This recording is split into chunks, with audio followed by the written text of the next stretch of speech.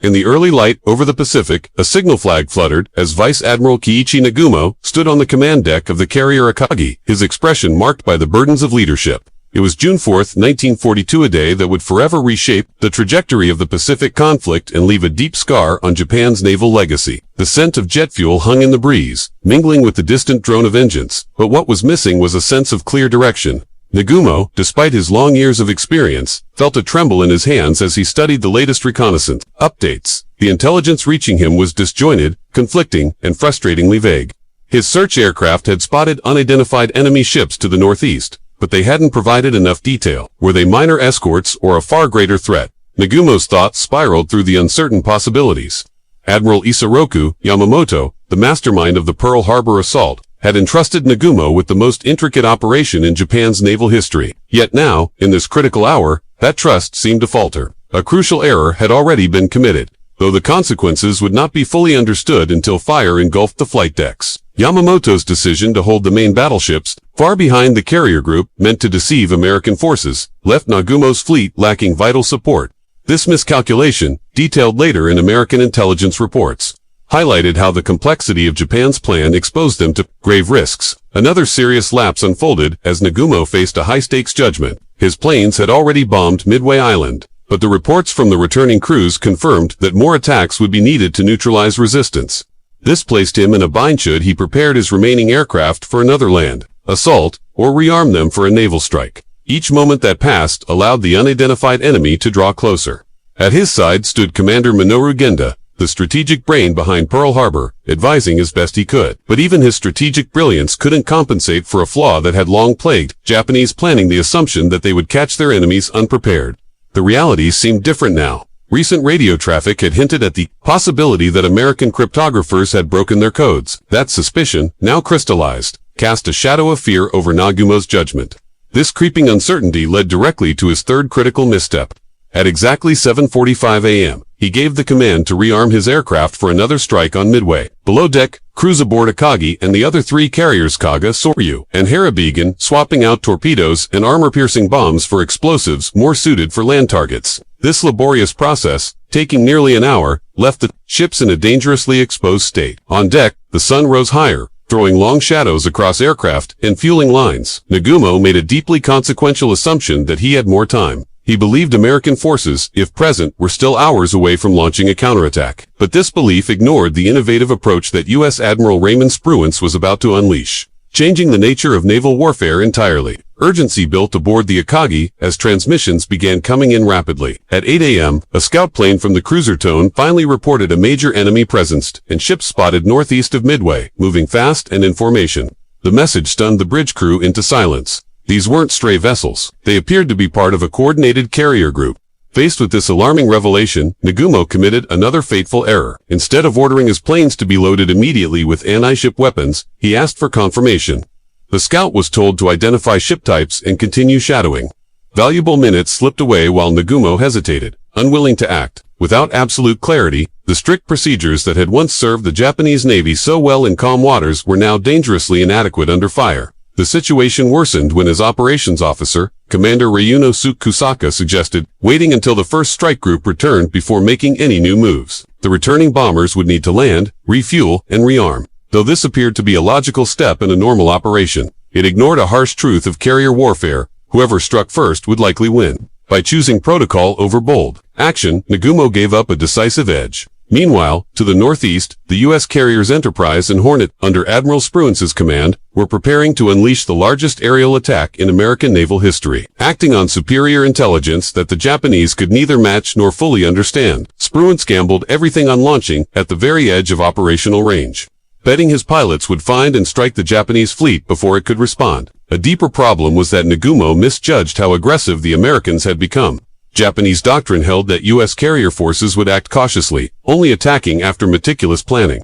That may have been true in the early stages of the war, but since then, American aviators had become battle-hardened, and their leaders more daring. At 8:30 a.m., the Tone scout finally confirmed what had been feared: an American aircraft carrier was indeed part of the enemy force. But even with that confirmation, Nagumo faltered again. Rather than immediately deploying all available aircraft, he delayed, still waiting for his Midway strike planes to return and be prepared for coordinated action. This final hesitation would doom him. When the American dive bombers eventually arrived, they found the Japanese flight decks packed with planes, fueled and armed, turning the carriers into floating powder kegs. Another critical error was Nagumo's lack of appreciation for the evolving nature of warfare. Battleships, once the dominant force, were now being overshadowed by the speed and precision of carrier aircraft. Success no longer depended on brute force, but on which side could strike effectively from the sky. As Nagumo stood aboard Akagi, surrounded by the formal traditions of a navy that had ruled the Pacific for half a year, he was about to discover that warfare had changed, and Japan had failed to keep pace. As the American dive bombers left the Enterprise under Lieutenant Commander Wade McCluskey, they carried not just weapons, but the key advantage of surprise. At 9:15 a.m., as the Japanese were still rearming their planes, Nagumo committed yet another blunder. He ordered his air patrol to descend and intercept incoming torpedo bombers. These slow, outdated American planes were easily picked off by the faster Zero fighters. But their presence served another purpose. They drew Japanese fighters down low, leaving the skies open for the real threat from above. Nagumo failed to see the sophistication in this layered American attack. The torpedo bombers were never expected to land hits. Their mission was to lure defenses downward so that the dive bombers could attack unchallenged from higher altitudes. Japanese intelligence had underestimated the Americans' ability to coordinate attacks with this level of strategic planning. Their rigid battle plans hadn't accounted for such bold sacrifices. At 9:25 a.m., McCluskey's dive bombers finally located the Japanese carriers, forming a clear box-like pattern on the ocean surface, their decks cluttered with planes being fueled and armed. The scene was ideal for a bombing run. This exposed state of the flight decks was yet another critical error. Fuel lines and explosives lay everywhere, a result of the rushed preparations. The effort to act quickly had come at the cost of safety, and it would now backfire catastrophically. As the dive bombers dove in, the Japanese anti-air defenses failed to respond effectively. The training they'd received focused on intercepting high-flying bombers, not these steep, unpredictable diving maneuvers. The American pilots attacked with precision, altering their approach angles to throw off Japanese gunners. The Akagi was struck first at 9:26, and the damage was immediate. A direct hit ignited fuel, and the stored ordnance began to explode in rapid succession, tearing through the ship and sending shockwaves across the sea. The destruction on Akagi was worsened by one more oversight. Japan's carriers were not designed to withstand such catastrophic hits. Their damage control systems were basic, and their crews had been trained more for offense than for emergency containment. As fires spread uncontrollably, it became clear that the Japanese fleet had not prepared for a serious blow. Meanwhile, similar scenes of devastation unfolded aboard Kaga and Soryu as American bombs found their marks. The coordination of the strikes demonstrated yet another Japanese flaw. Their carriers had been kept too close together, making it easier for the Americans to hit all of them at once. The close arrangement of Japanese carriers, intended to provide defensive synergy, instead presented American aviators with a prime opportunity. In a matter of minutes, 3 out of the 4 Japanese carriers were devastated, rendered helpless, and burning. Captain Yasako Okada aboard Kaga made a costly decision by continuing flight operations amid uncontrollable fires. While his determination reflected traditional values of perseverance, it proved unwise for carrier warfare. Rather than swiftly shifting focus to controlling the damage and evacuating excess crew, he kept personnel at their combat stations, where they were less effective against the growing inferno. This led to higher casualties and a diminished ability to contain the crisis. An additional flaw stemmed from the inflexible Japanese chain of command, which left lower-ranking officers ill-equipped to act decisively under pressure. When Admiral Nagumo had to relocate from the burning Akagi to the cruiser Nagara, the command structure collapsed, leaving the remaining carrier, Hiryu, without a clear course of action. Its captain hesitated, torn between targeting Midway again or seeking out the American fleet responsible for the crippling attack. Captain Tomonaga's next move further weakened their position. Splitting the aircraft between offensive and defensive missions violated a fundamental principle of warfare: unity of effort. With just one carrier still functional, the Japanese needed every plane focused on a single objective. Instead, their scattered approach diluted their strength, leaving the American fleet relatively unchallenged and in control. Another significant misstep involved communication and intelligence. The flow of accurate reports up the chain of command was hindered by a cultural reluctance to deliver bad news. In earlier conflicts or peaceful times, this may not have had dire consequences, but in the chaos of battle, the inability to assess losses and damage quickly led to poor decisions. Admiral Nagumo was left relying on unclear or incorrect reports about his own forces. At 10:40 a.m., Heru launched a retaliatory strike consisting of 18 dive bombers and 6 fighter escorts under the leadership of Lieutenant Mitsuo Kobayashi. However, this effort was based on outdated positions of the American fleet, resulting in a disorganized assault with limited impact but high cost. A lack of coordination with surveillance and reconnaissance units meant the Japanese were effectively striking blind. The morning's heavy use of available aircraft created another vulnerability. No planes were held back for unforeseen situations. The Americans, on the other hand, had wisely kept part of their air wings in reserve, enabling them to mount follow-up attacks and maintain relentless pressure. As the day progressed, the scale of the disaster for the Japanese became undeniable. An equally critical error was the refusal to acknowledge defeat and shift focus toward salvaging what remained. The cultural emphasis on victory at any cost discouraged strategic withdrawal, even when it might have saved lives and preserved resources for future battles. Instead, the decision to fight on led to the loss of valuable ships and experienced personnel, weakening Japan's long-term position in the Pacific. Though Admiral Nagumo transferred his flag to the Nagara, his insistence on continuing to command operations despite the deteriorating situation only deepened the crisis. His background in surface warfare had not prepared him for the fast-paced demands of carrier engagements. Meanwhile, the crew aboard Haryu readied for one last strike. But instead of focusing their strength on a single target, they spread their limited aircraft across multiple objectives, reducing the likelihood of a significant blow. Only 10 dive bombers and 6 fighters departed at 1 p.m. Too few to break through American defenses but enough to further deplete Japan's remaining assets. Lieutenant Kobayashi led them into what had become the most advanced naval air defense ever assembled. The Japanese had been pioneers in carrier-based aviation, but by now, the Americans had surpassed them in radar and fighter coordination. At 1:20, Kobayashi's squadron spotted Yorktown, which had been damaged but not sunk in an earlier battle. The Japanese had mistakenly assumed that one successful hit would eliminate a carrier. Yet the Americans had mastered rapid repairs, and Yorktown's crew demonstrated expert damage control, avoiding the catastrophic chain reactions that had doomed the Japanese ships. Another major flaw became clear as daylight faded. The Japanese had not invested in nighttime combat capability, believing their superior equipment and skill would bring victory by day. But darkness might have offered a chance to escape or strike. Unexpectedly, by contrast, the Americans had adapted early to night operations, honing their abilities out of necessity. From afar, Admiral Yamamoto followed the situation but failed to take timely, decisive action. The overly complex command system, designed for precise coordination, slowed responses when speed was most needed. Yamamoto's powerful battleships stayed too far away to influence the outcome. Radio silence, meant to avoid detection, blocked effective communication between units. Perhaps the most sobering realization was the decline of Japanese naval dominance. The early months after Pearl Harbor had led commanders to believe their superiority would last indefinitely. But America had caught up quickly, improving airstrike coordination, damage response, and overall adaptability. The Japanese, confident in their early success, had underestimated how rapidly the U.S. Navy was evolving. At Sawasudan, Haryu made one final attempt. Rather than preserving the only operational carrier, Captain Kaku chose to press on. The act showed determination but highlighted the larger failure of strategic foresight. At this stage in the war, saving trained pilots and functional carriers would have served Japan better than symbolic retaliation, but the prevailing military culture left no room for such restraint. As dusk turned the sea blood red, Hiryu's last aircraft were readied for launch. Captain Tomonaga, wounded earlier in the day, led the mission.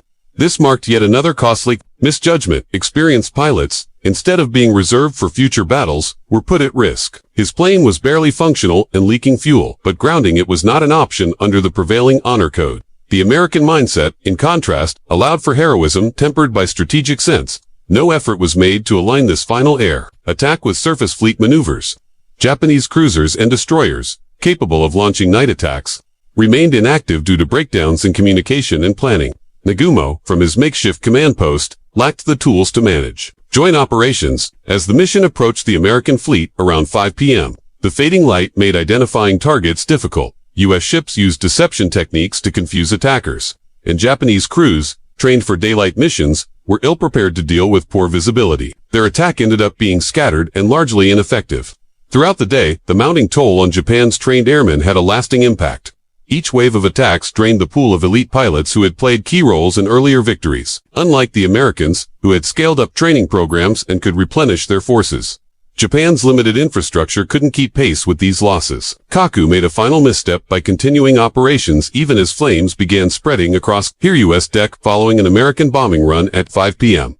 The resulting destruction marked the final blow in a series of devastating Instead of focusing on putting out the fires that were spreading across the deck, Kaku chose to keep the flight operations going. aiming to recover the aircraft from the evening's. While this move may have made tactical sense in the moment, it ultimately prevented effective firefighting efforts, sealing the ship's fate. Unlike their opponents, the Americans had already learned the importance of acting quickly to control damage during carrier battles, a lesson the Japanese had yet to absorb. As night blanketed the Pacific, a serious disadvantage became clear. The Japanese were not properly equipped or trained for combat after dark. Meanwhile, the Americans showcased their ability to fight at night, making use of advanced radar systems and seamless radio coordination advantages that the Japanese could not counter. Japanese planes, built for missions during daylight, lacked the tools needed for safe and effective night navigation and communication. Around 6:30 in the evening, as the last Japanese planes struggled to return to their burning carrier, another critical shortcoming emerged. There had been no proper planning for retrieving downed pilots from the sea. With no solid rescue procedures in place, many experienced aviators who might have been saved were lost to the ocean. This failure further weakened Japan's ability to continue fighting effectively from the air. On the other hand, the U.S. had developed advanced techniques for rescuing their own pilots, recovering many who might otherwise have perished. Perhaps the most heartbreaking misstep was the refusal to admit defeat and begin safeguarding what was left. As the carrier slipped lower into the waves, Captain Kaku chose to go down with the ship instead of saving himself and his crew for future battles. While this action reflected traditional military ideals of honor, it ignored the bigger picture. Seasoned leaders and personnel were more valuable alive than lost in a symbolic act. But such reasoning didn't align with the values held by Japan's Naval Command. The first light of June 5, 1942, brought with it the full realization of just how devastating the previous day had been for Japan's Navy. Aboard the cruiser Nagara, Admiral Nagomo looked out over the wreckage of 4 carriers, once the backbone of the fleet, now reduced to burning shells. Even after such a loss, a final misjudgment was unfolding. The leadership decided to keep the extent of the defeat secret, rather than assess the true consequences openly and adapt accordingly. This lack of transparency would prevent Japan's high command from making the strategic changes needed for survival in the Pacific theater. The Akagi, once the pride of the fleet and a symbol of Japanese naval aviation, had been turned into a flaming hulk by American dive bombers. Its deck, which had once launched the assault on Pearl Harbor, now lay in ruins, drenched in burning fuel. Captain Aoki made the difficult choice to scuttle the ship rather than let it fall into enemy hands. But even this final act went awry. Explosives meant to sink the ship failed, and the Akagi burned through the night, a glowing spectacle visible for miles. The Kaga met a similar fate. Explosions had ripped through its hull, and fires had left the vessel beyond saving. Converted from a battleship into a powerful carrier, it now began to slip beneath the surface as its crew was rescued by nearby destroyers. But the loss extended beyond the ship itself. It also meant the death of an entire generation of seasoned aviators whose years of training and combat experience could not be easily replaced. Zuihu had been the first to fall, her smaller size making her especially vulnerable to the destruction caused by American bombs. Despite a notable service record that included action at Pearl Harbor and several Pacific campaigns, her role was ended within minutes. Her commander, Captain Yana Jimoto, followed the path of many of his peers, choosing to go down with his ship, though consistent with Japanese tradition. Such decisions deprived the Navy of commanders who could have helped lead in future operations. The final vessel to fall, Haryu, had put up a brave fight throughout the day and night. Her crew managed to launch 2 retaliatory attacks on the American fleet, even damaging the carrier Yorktown. But the U.S. response was swift and relentless, and by nightfall, Haryu 2 was aflame and crippled. Captain Tomonaga's choice to remain aboard as the ship sank was in line with earlier decisions driven by loyalty and duty. However, it reflected the same flawed thinking that had steered many of Japan's critical wartime decisions during the battle. The human cost of the conflict was devastating. More than 3,000 Japanese sailors and pilots were killed, including a large number of the Imperial Navy's most experienced aviators. These were professionals whose skills had taken years to develop, and the infrastructure to quickly replace them simply didn't exist. The Americans, while also suffering losses, retained many of their seasoned personnel and had ramped up training programs to bring in new pilots at an accelerated pace. The shortage of qualified Japanese aircrew that followed Midway would affect every major naval operation from that point forward. From his flagship, far from the action, Admiral Yamamoto at last realized the scale of the defeat and ordered the remaining forces to retreat. What had started as an elaborate plan to crush the American Pacific Fleet ended with the destruction of Japan's own core naval power. The warships that had been held in reserve never made it in time to change the outcome. Their withdrawal signaled the end of Japan's ability to launch large-scale offensive operations in the Central Pacific. The impact of this loss stretched well beyond the battlefield. With the destruction of 4 fleet carriers and their aircraft groups, Japan lost the capability to conduct major strikes across the Pacific. The industrial machine that had produced those ships and trained their crews could not replace them quickly. Meanwhile, American shipyards were already at work producing the carriers that would turn the tide of the war. Though it would take time for the full consequences to be felt, the balance of power in the Pacific had permanently shifted. The Battle of Midway lasted just 4 days, yet its impact would be felt for years. The numerous errors in judgment by Japanese commanders, ranging from the failure to strike first to poor coordination and an inability to adapt, turned a potential victory into a crushing defeat. Most damaging of all was the refusal to accept it. When the battle had been lost and begin preserving what forces remained. By June 7, 1942, the sun set on a different Pacific. Japan's dominance over the sea had come to an end. Although the empire would continue to fight with tenacity for the next 3 years, the initiative had shifted. The missteps taken in the lead-up to and during the Battle of Midway cost Japan not only its carriers and their crews, but also its chances of winning the war. The long and bloody path toward Tokyo had begun not in some sweeping campaign, but in the skies above a small island where American bombers, in just 5 minutes, altered the course of history. The Battle of Midway was not just a clash of ships and planes, it was a turning point where decisions, doctrines, and leadership were tested under fire. Japan entered the battle with confidence, a powerful fleet, and experienced pilots. But over the course of just a few days, it lost its strategic advantage through a series of avoidable errors and outdated traditions. The United States, while still recovering from Pearl Harbor, showed adaptability, technological superiority, and a growing understanding of modern warfare.